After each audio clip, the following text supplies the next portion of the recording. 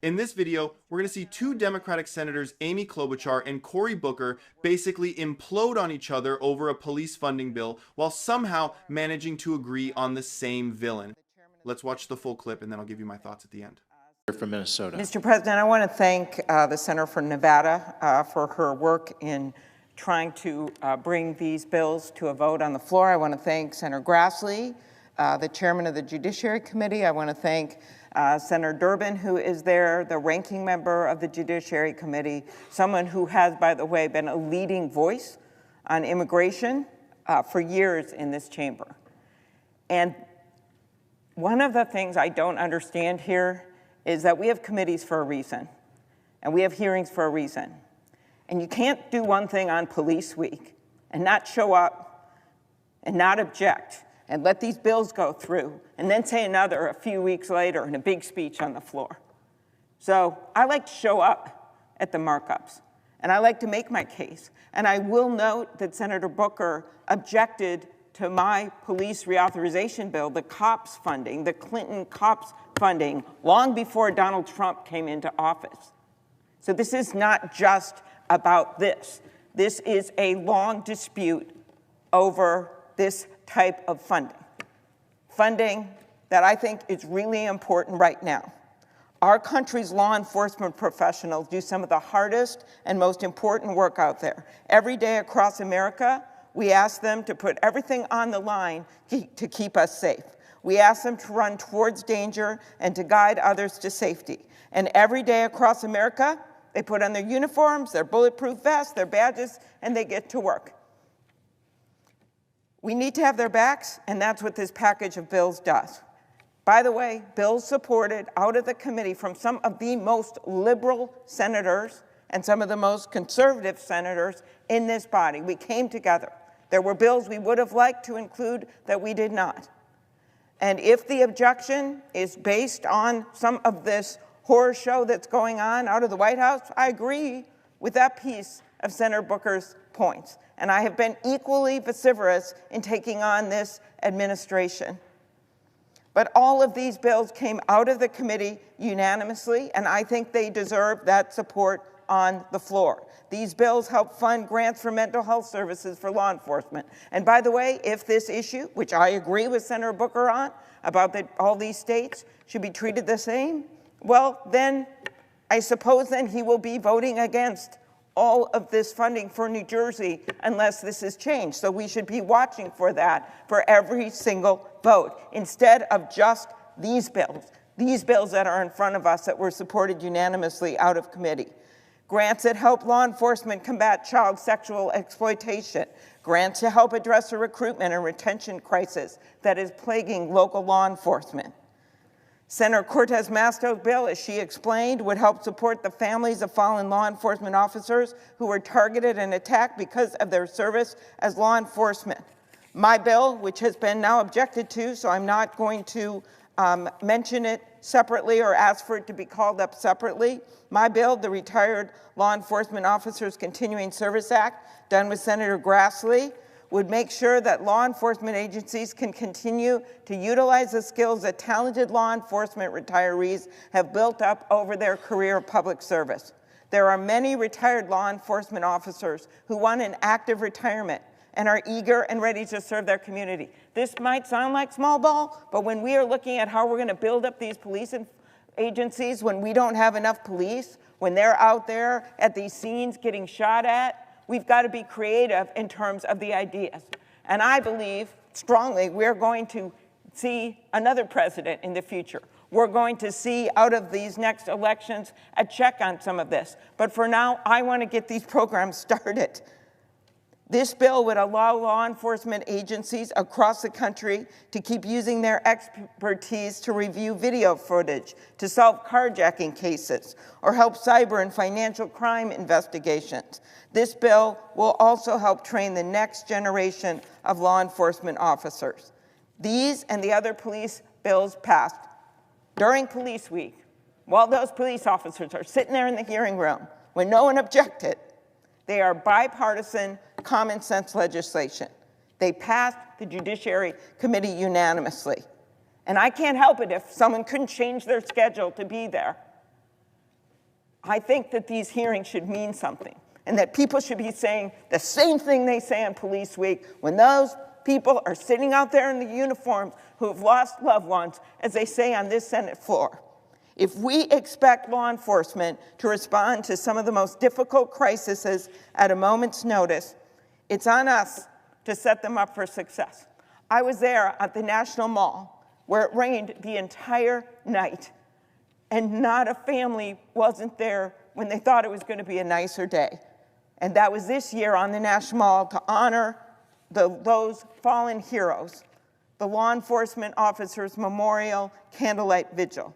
Every single officer whose name was read that night was a beloved family member and a friend to so many, including 3 from my state. There was Officer Jamal Mitchell, who was shot and killed in the line of duty just last June, and Officers Paul Elmstead and Matthew Ruge, who along with firefighter paramedic Adam Finseth were killed responding to a domestic violence call in Burnsville, Minnesota. They were called to duty, they answered the call. They actually got 7 kids out of this house and saved their lives. And then one was gunned down, the paramedic came in to try to save him, he was gunned down. And I will never forget hearing from Burnsville Police Sergeant Adam Medlicott, who was there with the 3 fallen first responders when they answered the call. He said of his fallen comrades, "We were there for 7 children. Nothing could be more honorable." He is absolutely right. You can't teach that kind of heroism. Our brave law enforcement professionals deserve to know that the resources they rely on will be there when they need them. And I hope we can work some of this out. I completely agree with Senator Booker about what this administration is doing. But you can't just pick out a few bills that came out of a committee and say, I'm going to stop those, and then allow for other bills that fund other parts of your budget in your state. Thank you.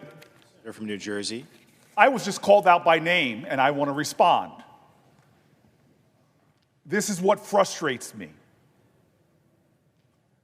I've passed numerous pieces of legislation for our police officers. I partnered with Chuck Grassley, the incredible senator from Iowa, on a bill very similar to the one I support about police officers who fall in the line of duty. In this case, it was COVID. Police officers who got COVID and died had difficulty proving it was a line of duty death. We passed the legislation to make sure those families get the benefits. I've worked in bipartisan ways and within my own party to make sure we get resources to our police officers. I don't need lectures about the urgency of this. One of my childhood best friends, a police officer in a small town in New Jersey, after a hard day's work, before he even went home to see his family, died by suicide. I don't need somebody implying in any way that this is not vital to me and my state, that we have resources for our police officers. That's why I support this package. That's why I'm a co-sponsor of some of the bills in this package. But what I am tired of is when the President of the United States of America violates the Constitution, trashes our norms and traditions. And what does the Democratic Party do? Comply? Allow him? Beg for scraps? No, I demand justice. Somebody's implying that this to me is not about resources for my state. I will fight for Jersey every day, every night. And when it comes to the police officers of my state, anybody who implies that something is going on other than my allegiance and fealty to the safety, strength, and protection of my police officers because they protect me and everybody in this body. This is a call, folks. The Democratic Party needs a wake-up call.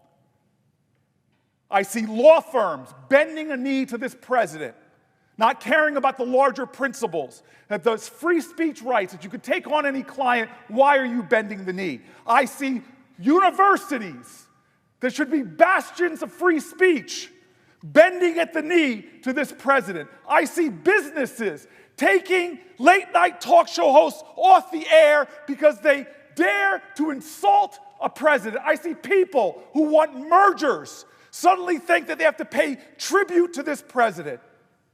And what are the very people here elected to defend the Constitution of the United States saying, oh, well, today, let's look the other way and pass some resources that won't go to Connecticut, that won't go to Illinois, that won't go to New York, that will go to the states he likes. That is complicity with an authoritarian leader who is trashing our Constitution. It's time for Democrats to have a backbone. It's time for us to fight. It's time for us to draw lines. And when it comes to the safety of my state being denied these grants, that's why I'm standing here. Don't question my integrity. Don't question my motives. I'm standing for Jersey. I am standing for my police officers. I'm standing for the Constitution, and I'm standing for what's right. And dear God, if you want to come at me that way, you're going to have to take it up with me, because there's too much on the line right now in America.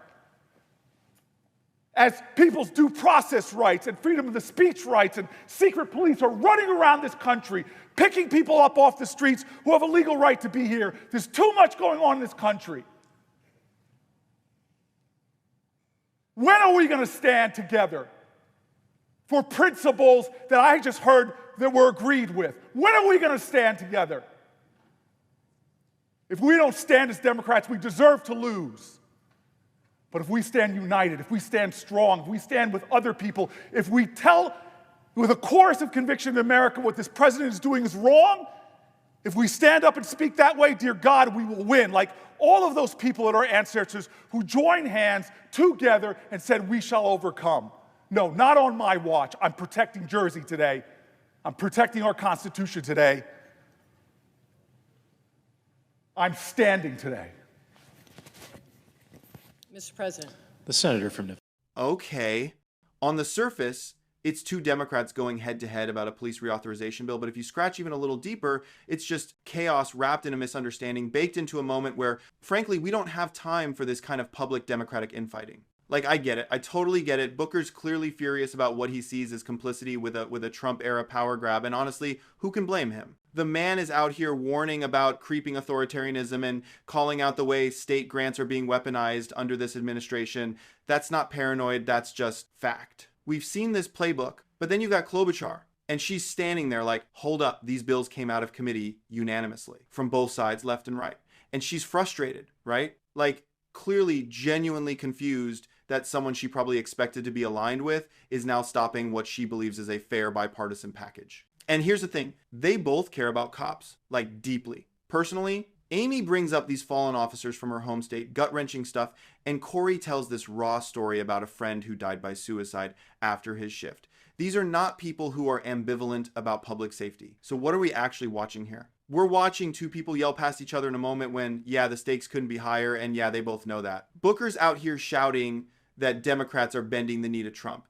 And I mean, he's not wrong that some institutions are caving. But Klobuchar, she literally says she's also vociferous in opposing the administration. So like, there's your overlap. That's your opening. They're both mad at Trump. They're both terrified about what's happening in this country. They both want law enforcement to be supported. The difference is that one's trying to work within the system to get something done, and the other's saying the system itself is the problem.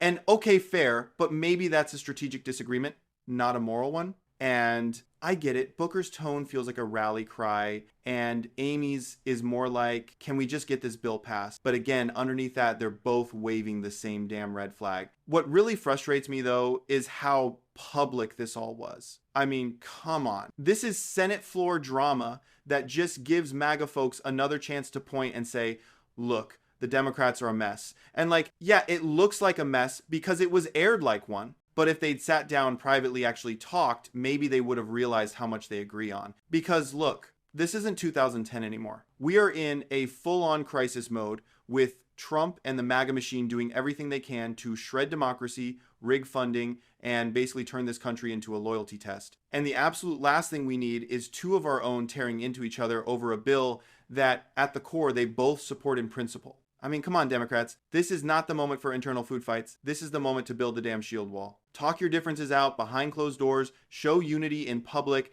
and get serious about what's actually at stake. Our rights, our institutions, our damn country. Because while we're arguing over markups and roll calls, Massachusetts GA is laser focused on taking power. Again, let me know your thoughts in the comments. While you're down there, hit the like button and subscribe. I appreciate you guys, and I'll see you in the next one.